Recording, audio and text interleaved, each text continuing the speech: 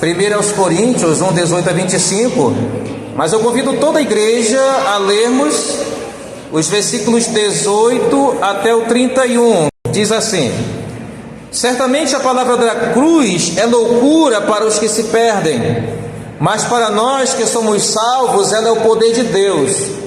Pois está escrito: destruirei a sabedoria dos sábios e aniquilarei a inteligência dos inteligentes. Onde está o sábio? Onde o escriba? Onde está o questionador deste mundo? Não é fato que Deus tornou louca a sabedoria deste mundo? Visto que na sabedoria de Deus o mundo não o conheceu por sua própria sabedoria, Deus achou por bem salvar os que creem por meio da loucura da pregação.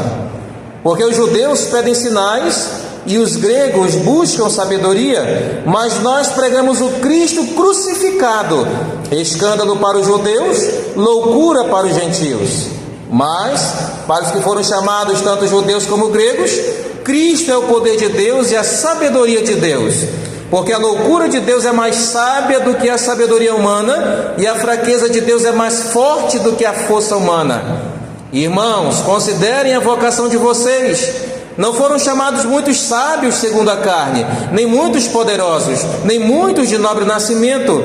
Pelo contrário, Deus escolheu as coisas loucas do mundo para envergonhar os sábios, e escolheu as coisas fracas do mundo para envergonhar as fortes. E Deus escolheu as coisas humildes do mundo e as desprezadas e aquelas que não são, para reduzir a nada as que são, a fim de que ninguém se glorie na presença de Deus. Mas vocês são dele, em Cristo Jesus, o qual se tornou para nós, da parte de Deus, sabedoria, justiça, santificação e redenção, para que, como está escrito, aquele que se gloria, glorie-se no Senhor. Nós ainda estamos falando, meus irmãos, sobre o problema dos santos da igreja de Corinto, tá? Lembra que a primeira coisa que Paulo vai estar chamando a atenção daquela igreja, por causa das divisões. E então ainda estamos aqui falando sobre essa questão. Quando Paulo ele vai começar aqui a partir do versículo 18 a falar sobre o Evangelho, sobre o escândalo que o Evangelho é para o mundo, Paulo ainda tem em vista, irmãos, a questão das divisões. Por quê? Porque as divisões lá na igreja de Corinto, elas não existiriam, irmãos, se aqueles irmãos, se aquela igreja entendesse a diferença entre a sabedoria do mundo e a sabedoria de Deus. Se aquela igreja entendesse, irmãos, o que Paulo passa a tratar aqui, e é aquilo que vamos estudar essa noite, aquela igreja não estaria dividida. Lembra que ela estava seguindo homens. Um dizia: eu sou de Paulo. Outro dizia: eu sou de Apolo, que era mais eloquente. Outro dizia: eu sou de Pedro, que era o representante ali dos judeus cristãos. E outros diziam, com um certo orgulho espiritual: eu sou de Cristo. E então Paulo, irmãos, começa a traçar um paralelo aqui entre a sabedoria de Deus e a sabedoria do mundo. Paulo vai nos ensinar que através desses princípios nós não podemos de forma alguma focar ou pensar unicamente em homens, mas devemos focar o nosso pensamento, focar verdadeiramente o nosso entendimento, focar ali, irmãos, o desejo de seguir unicamente ao Senhor Deus, certo? Então nós vamos observar a sabedoria de Deus. Ela vai ser, irmãos, apresentada, ela vai ser manifestada aonde? Na mensagem da cruz. A sabedoria de Deus vai ser apresentada para o mundo através da pregação do Evangelho, irmãos. A sabedoria de Deus vai ser colocada diante deste mundo como uma luz salvadora, como aquilo que representa o poder de Deus através do Evangelho. Então, irmãos, essa sabedoria de Deus, Paulo vai dizer para os coríntios que ela está justamente na mensagem da cruz. Está ali no chamado dos próprios crentes da igreja de Corinto, está focado, está sendo apresentado através da pregação da palavra e, é claro, com a sabedoria que vem do Espírito Santo. Paulo já começa a tirar aqui o elemento humano. O elemento humano não é digno de ser objeto de divisão na igreja. Os seres humanos não podem, irmãos, serem o foco para que a igreja esteja se dividindo. Então Paulo vai apresentar justamente o motivo, o porquê. E ele vai apresentar aos coríntios, irmãos, o entendimento de que a igreja ela não tem outro evangelho, a não ser a pregação de Jesus Cristo e Ele crucificado. Só que acontece o seguinte, irmãos, apresentar Jesus crucificado como a sabedoria de Deus, para os judeus era um escândalo.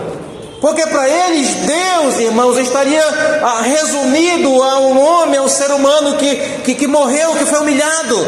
Então não entra na cabeça do judeu isso. E então Paulo diz que os judeus, irmãos, era loucura para eles ali. Assim como também para os gentios, porque os gregos eram amantes da sabedoria, amantes da filosofia. Sofia, saber, né? Filos, amigo. Filosofia é o amigo do saber, da sabedoria. Então, os gregos, eles eram amantes da sabedoria e não encaixava para eles, não cabia na mente deles a ideia de que alguém morto seria realmente objeto ali do foco verdadeiramente central de algo poderoso. Eles não aceitavam, não adentrava na mente deles, irmãos, essa questão. Então, a pregação da cruz era loucura, tanto para os judeus quanto para os gentios. Paulo deixa isso bem claro nesse trecho que nós estamos estudando. Para muitos, irmãos, a ideia de que Deus salva o mundo por meio de um criminoso condenado era uma loucura naquela época. E por incrível que pareça, isso também continua até hoje. Os homens continuam cegos ainda para a pregação da palavra de Deus, para a cruz, para o evangelho. Mas por que os homens estão cegos? O próprio apóstolo Paulo, ele vai nos ensinar já a partir do capítulo 2, que o homem natural, ou seja, o homem sem Cristo, ele não entende as coisas espirituais, não entende as coisas do Espírito, são loucuras para ele, porque essas coisas se discernem espiritualmente, 2 Coríntios 2:14, 1 Coríntios 2:14. Paulo vai deixar isso bem claro, ok? Então, irmãos, a fascinação ali dos gregos pela retórica, pelo entendimento, pela sabedoria, fazia então com que eles não observassem a mensagem. Mas isso tudo, irmãos, era justamente algo característico da época. Eles amavam, as pessoas iam pregar, os filósofos iam pregar, iam a demonstrar sua retórica, e através disso eles ganhavam fama, ganhavam dinheiro. E hoje nós conhecemos vários filósofos que ficaram na história com palavras, com frases verdadeiramente ali que nos fazem realmente entender o quanto a retórica da época era importante e grandiosa. Então, irmãos, isso resultava em quê? Que eles estavam vivendo de modo contrário ao poder da cruz. E lembra, a igreja de Corinto ficava onde? Na Grécia. A igreja de Corinto ficava justamente em uma cultura moldada pela busca do saber. Então, para muitos deles, irmãos, o foco era na mensagem, o foco era na maneira de apresentar, na maneira de falar. O foco deles era na maneira verdadeiramente ali do cidadão se apresentar, e não no conteúdo que ele iria estar apresentando. E isso fazia então com que eles vivessem de uma forma ali completamente contrária ao que o verdadeiro evangelho apresenta. Essa era uma das dificuldades. Não é à toa que eles estavam seguindo a homens. Eles não estavam observando o que Paulo pregava, eles não estavam observando o que Apolo pregava, eles não estavam observando o que Pedro pregava. Eles estavam iludidos pela apresentação, pela retórica, pela sabedoria, pela forma de eles se apresentarem. E é por isso então que a igreja naquela ocasião estava dividida. E Paulo aproveita, irmãos, essa explicação aí para apresentar o verdadeiro evangelho para a igreja de Corinto, para que eles focassem na mensagem e não no mensageiro. Coisa também que acontece muito hoje em dia. Geralmente as pessoas vão para a igreja para ver quem? O mensageiro e não a mensagem, não o conteúdo. Eles não são bereanos. Os bereanos, ouvindo a mensagem dos apóstolos, ouvindo a mensagem ali dos instrutores da palavra, o que eles faziam? Abriam a Bíblia e iam conferir se aquilo verdadeiramente estava conforme Deus apresentava em sua palavra. Certo, irmãos? Então nós temos que entender, temos que observar isso. A questão não é se o pastor Ronald é bonitão lá na frente, né? A questão é o que ele está pregando. A questão é a mensagem que ele está passando. Então é isso que Paulo estava fazendo os coríntios olharem. E quando Paulo começa a apresentar o evangelho, ele vai deixar bem claro, irmãos, que só existem dois grupos de pessoas: o grupo dos perdidos e o grupo dos salvos. O versículo 18, ele é bem claro. Paulo diz: certamente a palavra da cruz é loucura para os que se perdem. Primeiro grupo. Mas para nós que somos salvos, ela é o poder de Deus. Então Paulo está dizendo que cada um desses grupos responde à pregação, responde ao evangelho de uma forma. Para os perdidos, o evangelho é loucura. Para os salvos, o evangelho é o quê? Poder de Deus. Então, irmãos, toda a humanidade se encaixa em um desses grupos. Todos vocês que estão aqui nessa noite se encaixam em um desses grupos. Ou você se encaixa no grupo dos perdidos e vê o evangelho, vê a pregação como se fosse algo simples, algo normal, ou até mesmo duvida, ou como na época achavam loucura. Ou você, fazendo parte de um grupo seleto, grupo dos salvos, você entende que o evangelho, ele é o poder, o dinamite, a palavra no grego, dinamite de Deus. O que o evangelho é para nós? Você que tem ouvido o evangelho constantemente, você que tem visitado igrejas e ouvido a palavra da cruz, ouvido a morte, o significado da cruz para as nossas vidas, que resposta você tem dado então para esse evangelho apresentado? E então, a partir do versículo 21, a sabedoria de Deus e a sabedoria do mundo são colocadas ali frente a frente, e podemos então observar a diferença que existe nessa loucura, nesse pensamento humano daquela época, e também o pensamento moderno, de que o homem, ele verdadeiramente acha que entende as coisas espirituais. Então, irmãos, os homens, Paulo vai começando a ensinar, eles não têm compreensão espiritual fora daquilo que Deus apresenta. O homem acha que ele é dotado de sabedoria. O homem acha, irmãos, que ele tem algo importante dentro de si. E muitos desses homens acham até mesmo que eles podem o quê? Segundo o evangelho moderno, dar uma forcinha para Deus. Eles são mais importantes, mais poderosos, mais sábios do que o próprio Deus. Esse é um pensamento moderno, irmãos, porém sem Deus se revelar a estes homens, eles continuam ali sem entendimento, sem compreensão. Então, para o homem natural, o analfabeto ou doutor, a cruz não terá sentido. E hoje em dia, irmãos, é mais difícil você pregar o evangelho para alguém que faz parte ali da elite do que para alguém simples. Paulo vai falar sobre isso também. A gente vai tocar daqui a pouco nessa questão. Então, as pessoas que estão lá no alto da pirâmide são mais difíceis de quê? De se renderem aos pés de Jesus. Por quê, irmãos? Porque eles acreditam que são sábios.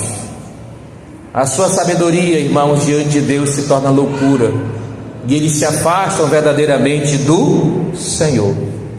E por que aqueles que estão lá no topo, lá embaixo da pirâmide, por que eles são mais fáceis de alcançar? Porque eles já não confiam, já não acreditam na sua própria sabedoria. E então, meus amados irmãos, entendemos por aí que a mensagem da cruz, ela sempre foi uma mensagem simples. E Paulo vai dizer aí, enquanto os gregos desejavam sabedoria, os judeus queriam ver algo, eles queriam sinais que evidenciasse o seu conceito de Deus. Por isso que a cruz, a crucificação de Cristo naquela ocasião, irmãos, foi para eles um sinal de fraqueza e não de poder. Eles diziam que isso não era de Deus. Lembra que os judeus esperavam o quê?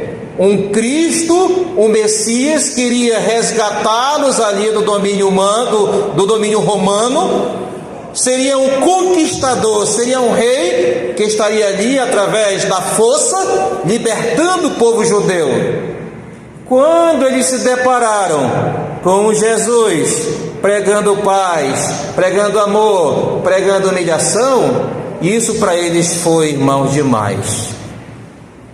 E imagina agora, quando aquele Jesus que eles esperavam ser um outro tipo, morreu. Não é à toa que até hoje eles não acreditam no Jesus do Novo Testamento. Eles ainda esperam Jesus conquistador, eles ainda esperam Jesus vencedor, porque para eles foi loucura e não aceitaram isso, irmãos. Já para os gregos, a morte de um religioso não merecia ser discutida. Morreu. Vamos focar aqui em outra área, na sabedoria, naquilo que verdadeiramente traz vida. Mas, irmãos, não tem outro evangelho. A mensagem de Paulo era essa. Nós não temos como enfeitar o evangelho.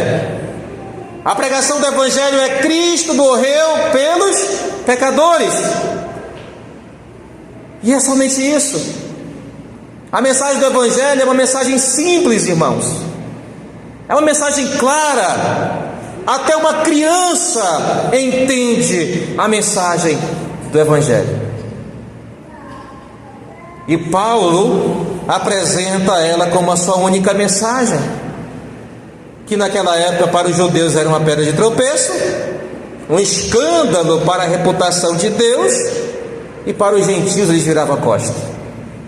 Paulo pregando em Atenas, quando as pessoas, Paulo usando ali da sua retórica, da sua sabedoria, Paulo era inteligente, prendia a atenção dos gregos, que eram amantes do saber. Quando Paulo estava pregando, eles estavam ali formando um grupo para ouvir Paulo. Quando Paulo falou sobre a ressurreição,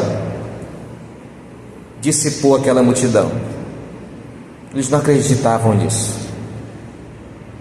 Então, irmãos, o evangelho apresentado por Paulo deve ser o evangelho apresentado hoje por nós. Muitas pessoas hoje querem apresentar um evangelho que enche igreja. Eles não falam sobre pecado, não falam sobre adultério, não falam sobre inferno, não falam sobre condenação, não falam sobre mudança de vida. E essa é uma mensagem atrativa Porque muitas pessoas não vão para a igreja para ouvir, que nem Paulo diz lá em Romanos 3, vocês são injustos, todos vocês são injustos, que é uma realidade. As pessoas preferem frequentar a igreja, que acaricia o seu ego, que acaricia a sua mente com a sua mensagem massagista. Não é o evangelho pregado por Paulo, irmãos. O verdadeiro evangelho, lembra, é o poder de Deus, é aquilo que machuca o nosso ego, fere o nosso interior, para que possamos cair arrependidos diante de Jesus Cristo. Então, irmãos, a mensagem sempre foi rejeitada pelos perdidos. Já para os salvos, essa mensagem sempre foi digna de atenção, ela sempre foi exaltada no meio dos salvos. No versículo 25, Paulo ele mostra que os gregos, amantes ali da sabedoria, não podiam discernir em Cristo a mais profunda de todas as sabedorias. E o que aconteceu? O que eles desprezaram, Cristo, a cruz, a morte de Cristo por nós, pecadores, a mensagem que eles desprezaram, irmãos, Deus usou para abalar o mundo. E até hoje essa mensagem ela desestrutura, irmãos, em primeiro lugar o nosso alicerce pessoal, egoísta. Quando nós achamos que somos alguma coisa, quando nós achamos que nós realmente servimos a Deus da nossa própria forma, nós encontramos na Bíblia, irmãos, o ensinamento de que nós somos injustos, inimigos de Deus, de que nós não procuramos a Deus. Paulo nos ensina, irmãos, que nós somos pessoas completamente inúteis. Não vamos fazer aqui um aparato em Romanos 3, mas você pode dar uma lida lá. Todos se fizeram inúteis. Não há quem entenda, não há quem busque a Deus. Essa é a tua condição se você não tem Cristo em sua vida. E essa era a mensagem apresentada por Paulo. E essa é a mensagem que Deus usa para abalar o mundo ainda hoje. Mas as pessoas querem mais. As pessoas querem um evangelho diferente. Só Jesus, só esse ensino de morte na cruz, para elas não é suficiente, mas para Deus, irmãos, é algo poderoso. Diante disso tudo, que tipo de pessoas então Deus ele tem chamado? Muitos dizem, irmãos, que só os pobres e incultos é que são alcançados pelo evangelho. Isso não é verdade. Por quê? Porque Deus tem sim seus nobres, seus ricos, seus cultos, mas a grosso modo os instrumentos que Deus usa em grande parte são os poucos letrados, sem eloquência. Deus usa, irmãos, pessoas sem riqueza. Deus usa pessoas sem fama. Deus usa pessoas sem poder. Imagina Cristo, olha para o Senhor Jesus Cristo, irmãos. Na sua época, quando ele estava aqui na terra pregando, até a sua família chamou ele de quê? De maluco. Ele não sabe o que está fazendo. Jesus mesmo ensina que o profeta não tem honra na sua própria terra, na sua própria casa. Mas enche os nossos olhos aqueles pregadores famosos, né? Que enchem, que lotam igrejas. Irmãos, não encontramos muitos sábios ou filósofos na família cristã. Por quê? Porque Deus não tem necessidade da sabedoria humana. Então, para que não possamos nos orgulhar, Deus não nos chama pela nossa capacidade. Deus nos chama para mostrar o seu poder em nós. E é por isso então que Ele chama, nós vamos observar logo mais pessoas diferentes para pregar sua palavra. Por quê? Porque se Deus chamar para a igreja Ágape alguém que saiba realmente utilizar as palavras, tem um vocabulário ilimitado, diferente do pastor Ronald, né? Que tem ali um vocabulário bem limitado, as pessoas vão vir por causa desse palestrante ou desse ensinador. Elas não vão vir por causa da mensagem. E infelizmente, irmãos, isso acontece em muitos lugares. Muitas pessoas estão indo em busca do quê? Do pregador, do pastor famoso, e esquecendo aquele que prega ali o verdadeiro evangelho. Vocês já ouviram falar de Spurgeon? Charles Spurgeon, um grande teólogo, pastor batista, considerado o príncipe dos pregadores. Ele disse que na sua juventude, irmãos, ele estava a caminho da igreja e caiu uma grande nevasca.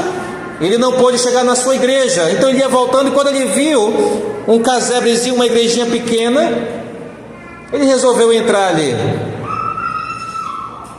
E lá, pelo fato de estar chovendo, estar nevasca, o pregador não foi, o pastor não foi, e ele se deparou com um diácono gago, que não sabia ler direito, pregando. E sabe o que aconteceu? Foi ali que ele entregou a sua vida para Jesus. Foi ali, com a leitura de um único versículo de Isaías, que ele se converteu. Então veja, irmãos, o nosso foco deve ser a mensagem e não o mensageiro, certo? Eu sei que o pastor da igreja Acre é bonitão, mas você não tem que vir por causa dele, tem que vir por causa da mensagem. Irmãos, Paulo então vai falando a partir do versículo 26. Irmãos, considerem a vocação de vocês, considerem o chamado de vocês. Não foram chamados o quê? Muitos sábios, Paulo vai dizer, segundo a carne, nem muitos poderosos, nem muitos de nobre nascimento. Paulo não está dizendo aqui que não foi chamado nenhum, ele está dizendo que não foram chamados muitos. Mas Deus tem sim os seus poderosos, Deus tem sim as pessoas influentes que estão ao seu trabalho. Não estamos aqui dizendo que todos os pastores famosos nós temos que descartar. Lembra, o foco é a mensagem, certo? É a mensagem, irmãos. Então Paulo, no versículo 26, vai dizer: não foram chamados muitos poderosos, ou seja, aos homens de estado, àqueles que estavam ali verdadeiramente tendo condições de legislar, de estar na frente do povo. Não foram chamados muitos nobres de nascimento, aqueles de famílias renomadas. E mais uma vez, é claro que nem todos foram excluídos. Paulo diz: não foram chamados muitos.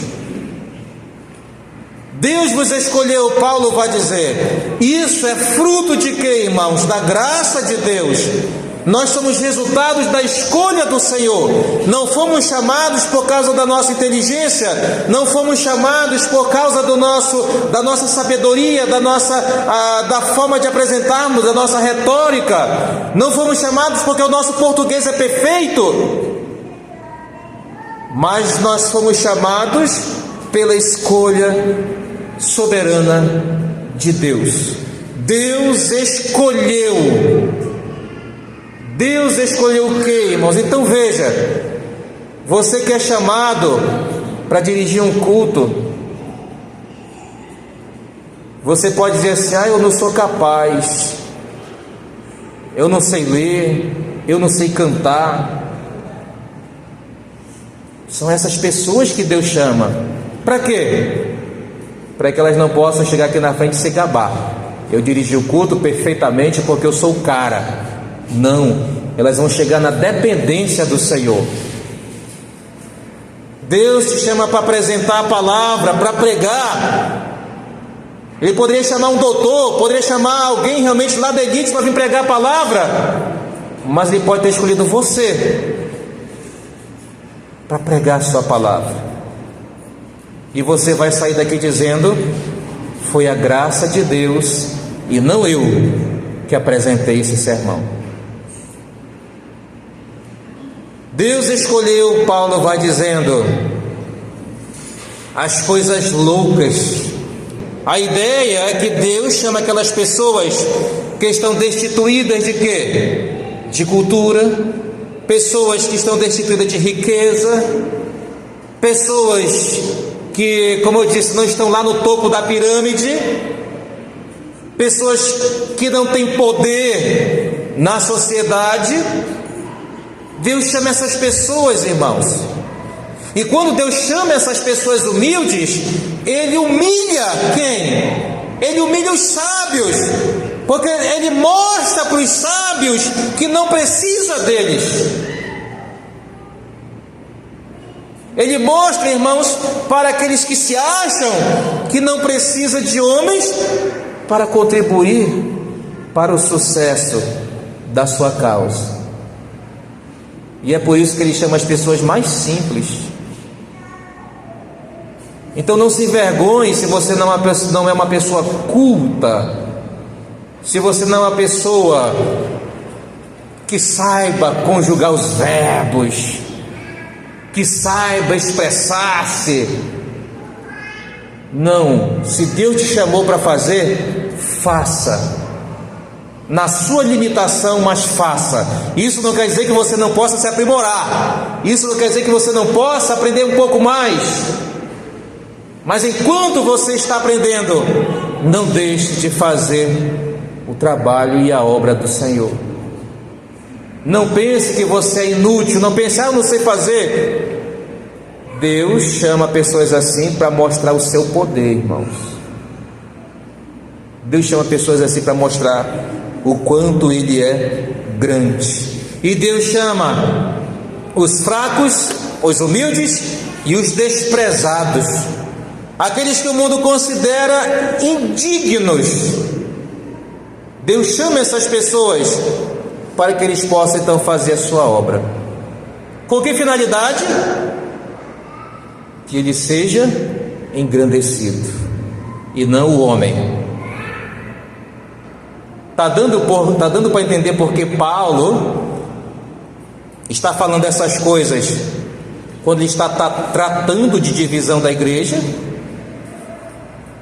Porque homem algum, irmãos, merece dividir uma igreja. Não podemos dividir a igreja, essa metade do pastor Ronald, essa metade do diácono Evandro. Por quê? Porque tudo que nós fazemos, quem é que merece a glória e a honra? É Deus. Então é Ele que merece. Não podemos dividir a igreja por causa de homens. Então, irmãos, ainda no capítulo 1,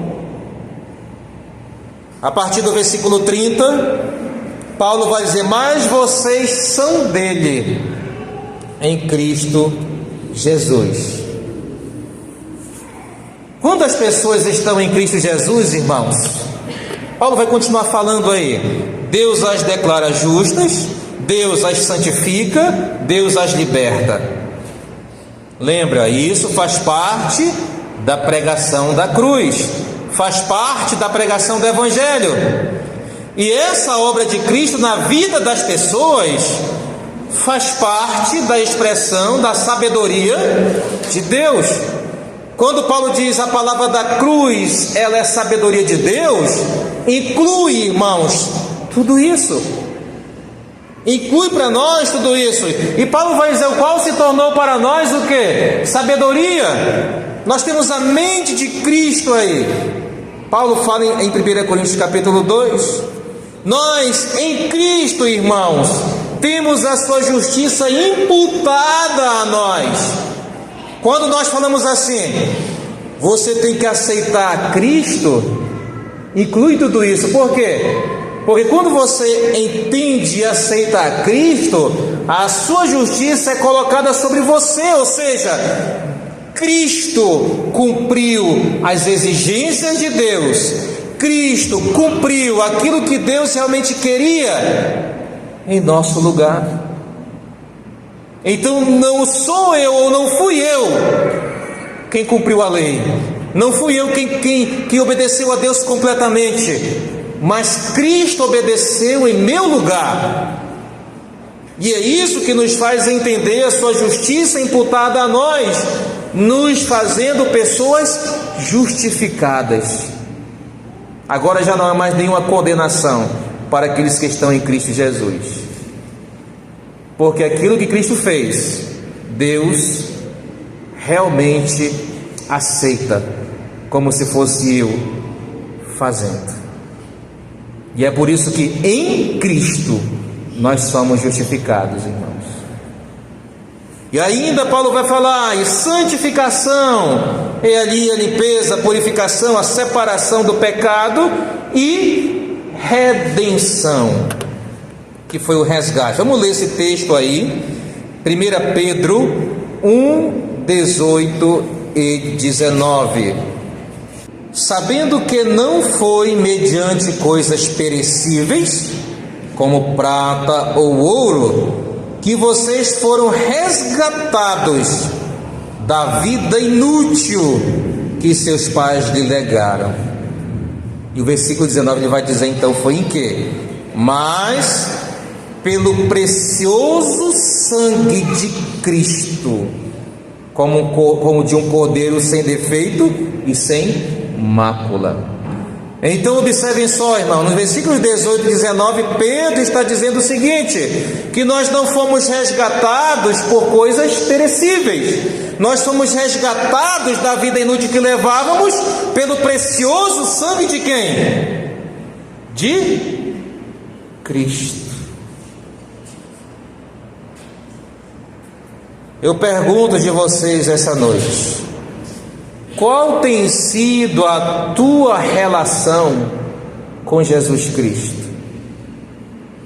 Qual tem sido o teu nível de intimidade com Jesus? O que você tem feito no decorrer da tua vida para expressar que verdadeiramente Cristo habita em você? Mas eu quero que você responda para si mesmo com sinceridade. Eu quero que você pense, eu posso afirmar como Paulo, quando ele diz, agora já não sou eu quem vivo, mas Cristo vive em mim. Você pode afirmar isso? Cristo vive mesmo em você? O que tem tomado conta da sua mente? Tem sido as mesmas coisas que Cristo verdadeiramente pensava?